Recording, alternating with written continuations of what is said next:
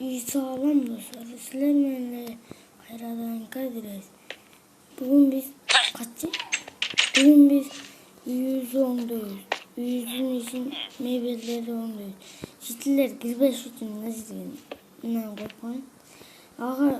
Ağa gerekli şeyler de aldım ben.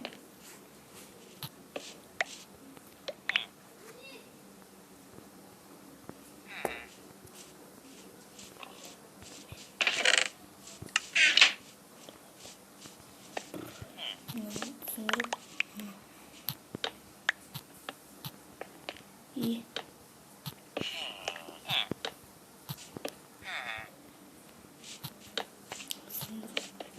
İyi.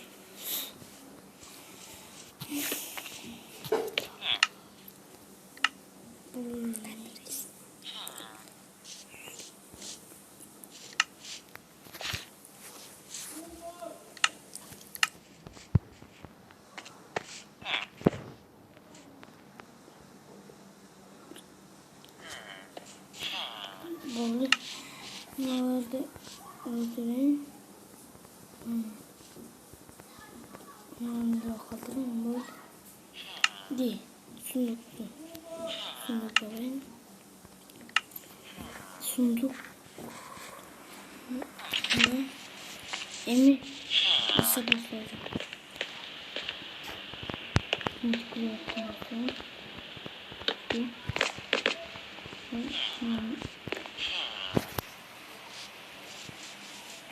Ne?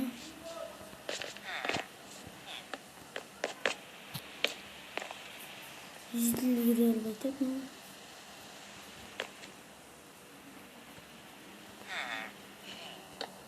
Ne?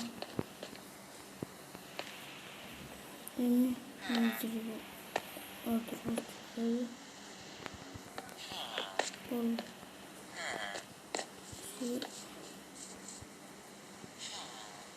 Bunu kılbayla alıyoruz.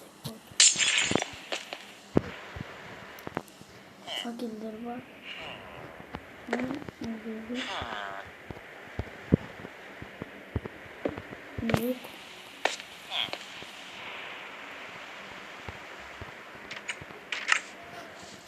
Balık. Dostum